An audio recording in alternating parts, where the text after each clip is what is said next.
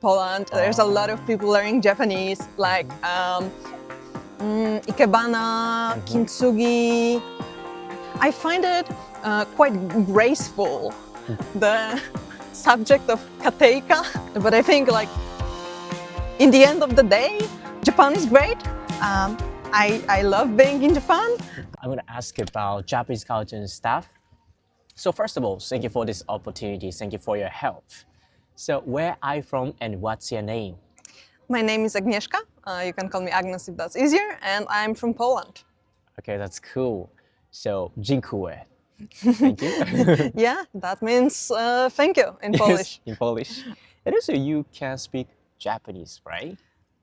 A little bit. So please introduce yourself in Japanese. A little. A little. Yes. 皆さんこんにちは。アグネスと申します。ポーランド人です。よろしくお願いします。Good. That's very good. And so you do not have like the accent. You do really speak Japanese fluently.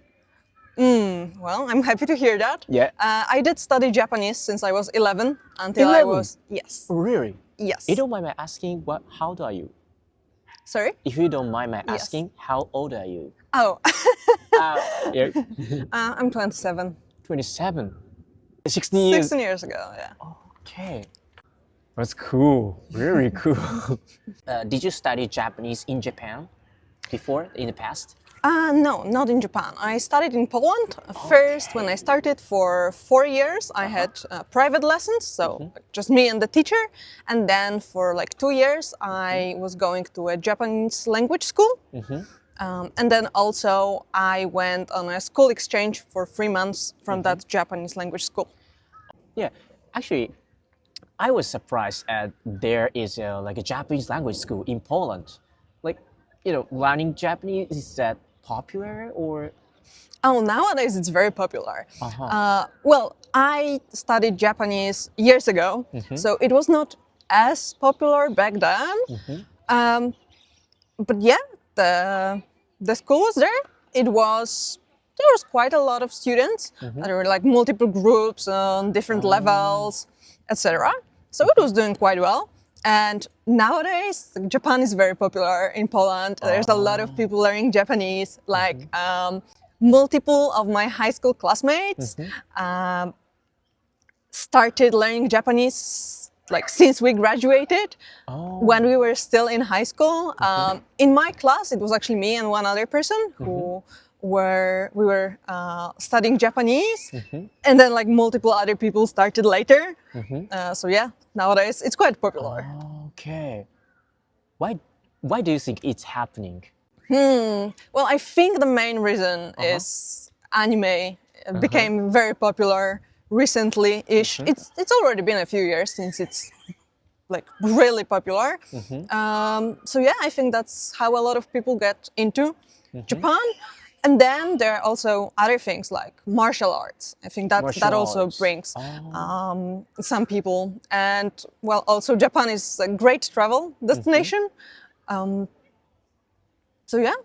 Those reasons. Okay. It's my 6th time in Japan. I have already seen a lot. 6th time in Japan? Yes. Okay.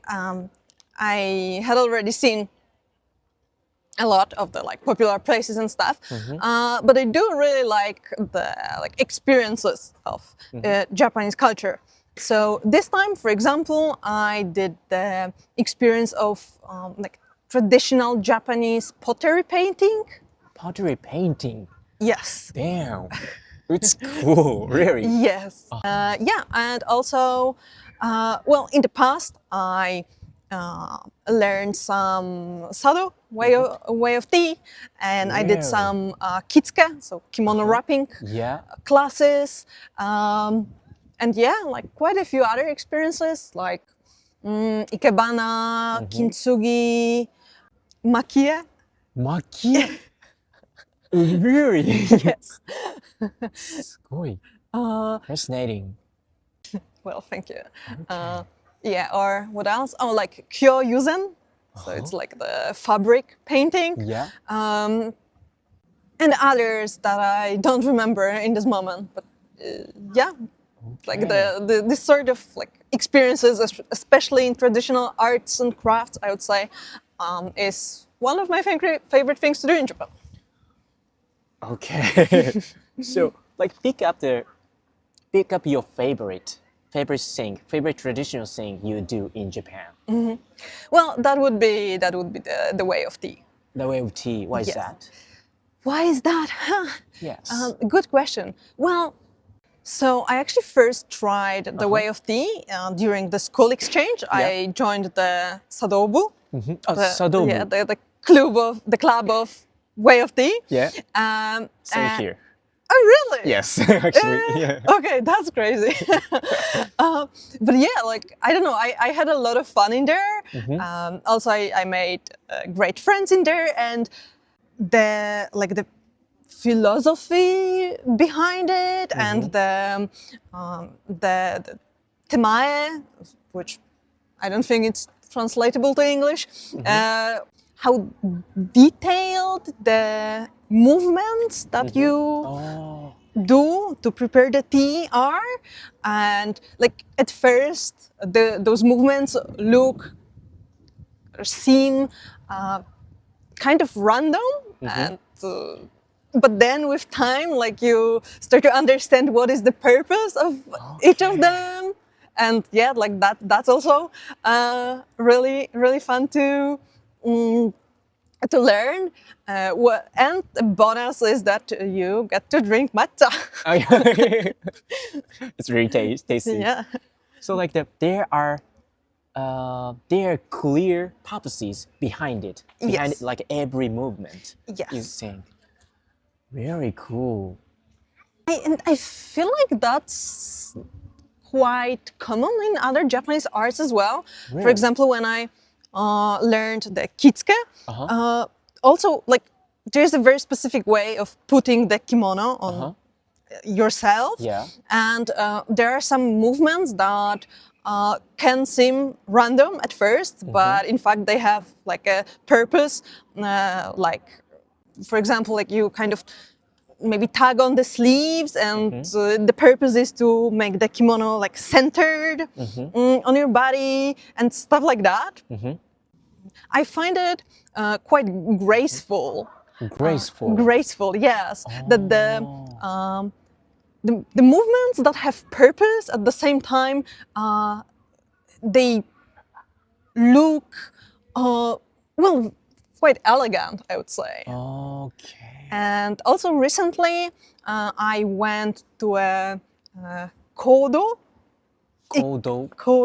experience, like the way of fragrance, way of like incense. Okay, yeah. And the temae that the teacher did also quite reminded me of Sado quite a lot. And well, I know very little about kodo. That was my first time seeing it, but like, I'm sure that those movements also each have like a very specific purpose. Okay. Um, And also, like, I'm really grateful for you to come to Japan that many times and to experience those things, traditional Japanese things. well, I'm happy to be here. So. Yeah, thank you for, how to say, like, contributing to Japanese culture that much. ありがとうございます。 Yes. すごいな。When is the first time to come to Japan? When was the first time to come to Japan for you? The first time Yes. that was the school exchange, and that was autumn 2016. Yeah, almost 10 years ago. 10 years ago. Before you came to Japan, before you Yes. came to Japan for the first time, you had learned about Japanese culture. Is there something unexpected? Something unexpected. Yes. Let me think. So when I was on the exchange in school, there is no, I don't remember how it's called, but there is the thing in the morning when you kind of like a person who's responsible that week, and like everybody stands up, and then there's like a specific thing you say, and the students bow, and like like greet the teacher. Yeah. Yeah, so that was also pretty surprising. Kiritsu. Yeah, that one. Stand up. Yeah. How to say? なんて言うんだっけ? Kiritsu. Kiritsu で着席. Yes, exactly. Just like that. Yeah. Okay. That. Oh, I never thought about it. And also, usual Japanese people never thought about this. But it was an unexpected thing for you. Yeah. Uh-huh. Oh, and also I think like there was something happening like 15-ish minutes before the classes started, like in the morning, like something with the like homeroom teacher, I think. So, like you had to be present. Like a chole. Yes, I think. guess. I think that was it, yeah. Yeah. Which was also pretty surprising because, like in Poland, in school, I would, I don't know, get to school like 2 minutes before the class. Oh, that was very fresh perspective. Yeah. Okay. You must have realized how Japanese school system, like how strict Japanese school system was, Yes. isn't it? Oh, and also I knew about the uniforms, but I was surprised that like even like the school bags, shoes, like everything is standardized. Uh-huh. Well, Yeah. the subject of kateika was a little surprising. Like we didn't have classes like that in Poland, which I mean, it is kind of nice that you can learn like some, I don't know, cooking, sewing, and this like kind of life skills in school. But yeah, it definitely was a surprise. Oh. So by seeing so many new things, what did you feel about them? Honestly, I was just like happy to experience them. Like at that point, I already had been interested in Japan for years. So yeah, like I was enjoying the fact that I was getting to know more about like the real life and stuff. Okay. You literally realized like real Japan. Yeah. Okay, it's cool. So like let me ask another thing. What is the like biggest difference between Japan and Poland? You know, these questions are a little tricky because I was in Japan for the first time 10 years ago, and I'm kind of used to Japan. At some point, I stopped perceiving kind of like difference. Not that I stopped perceiving differences, but kind of the way Japan is became mostly obvious to me. So like, yeah, I guess my brain doesn't really register the differences and surprising things, etc. that much anymore. But the differences, well, I think definitely work culture is different. I didn't really experience work culture in Japan, but well, I've heard about it a lot. How do you think about Polish working culture and also the difference? Like what kind of difference between them? Well, so I wouldn't say that people in Europe like don't care about work. That's definitely not true. But it feels like work is not as big part of even like of the day in the terms of like hours spent. Well, Japan is kind of infamous for the like overtime Yeah. that you cannot necessarily refuse. I don't think that happens in Europe, like not in office jobs. Maybe this impression also partially comes from the fact that in Japan it's quite common to well, work uniform. It's not uniform, but like yeah, I think the fact of like wearing the kind of makes it feel like you know, even when the people are like going back from work, that they are still somehow connected to work. So the kind of work, extends, which, it's maybe just like a perception. Yeah. But, well, and I mean, there are also like quite a lot of memes or TikToks on the internet about like the salaryman missing the last train, and then they have to stay until next morning, and then basically the next day. You spend a time in karaoke or izakaya. Yeah. So that seems pretty harsh. Okay.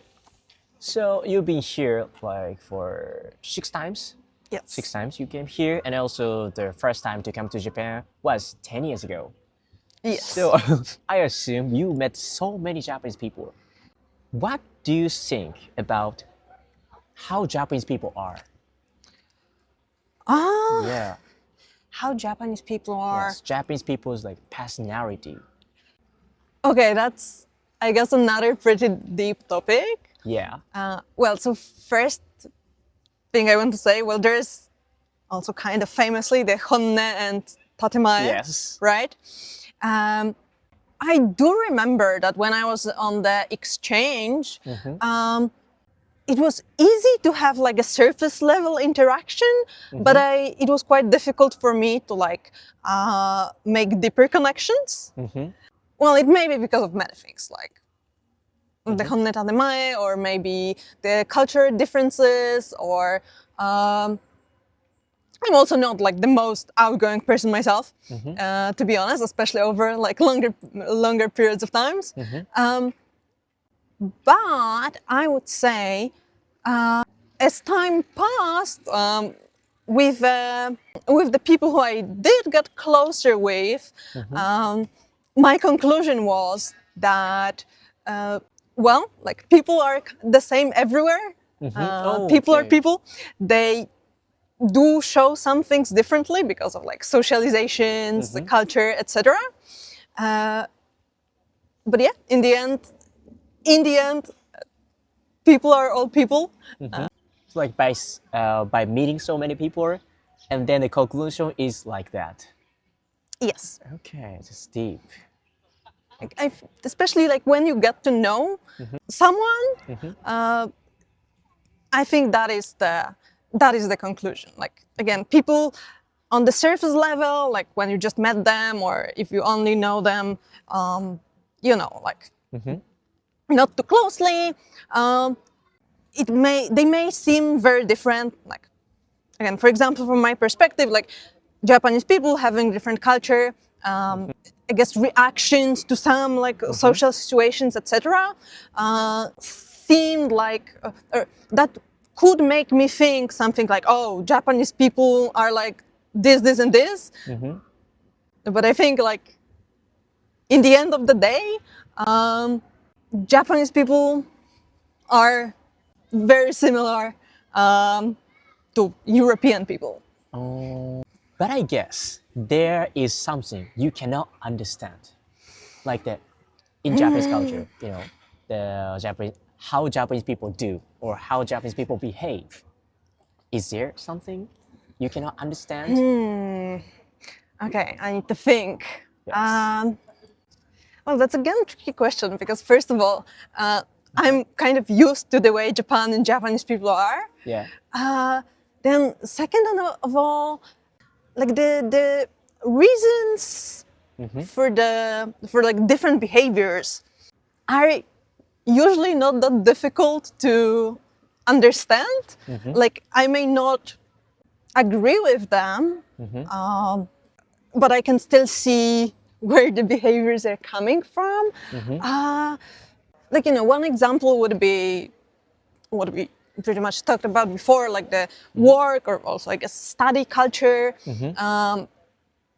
Like it is like not relatable to me how people like maybe take the overtime, or like in school how they go to the juku after school, and like just spend so much time. But I do know in theory where it comes from. Like it comes from like the society expectations, and also Japan is the collective society, contrary to the like individual or individualistic societies like in the West. So there's like more, I guess, expectations of being a, you know, like part of this good part of the society and contributing. So that would be like not relatable on emotional level, but like on intellectual level, I do understand where it comes from. So yeah, I don't know if I can think about something really bizarre to me. Okay, so that level you can like, you know, you've got to know the Japanese culture. Yes. Okay. So if there's something you want to say to Japanese people, the viewers, I want you to say that to the camera. Oh, okay. That's another serious task. I see people doing this sort of interviews all the time, but then it's surprisingly difficult to come up with things on the spot. But yeah, I think I would want to say that first of all, Japan is great. I love being in Japan. I really appreciate the culture. I also think that traveling is great, and getting to know different cultures is really developing for a person.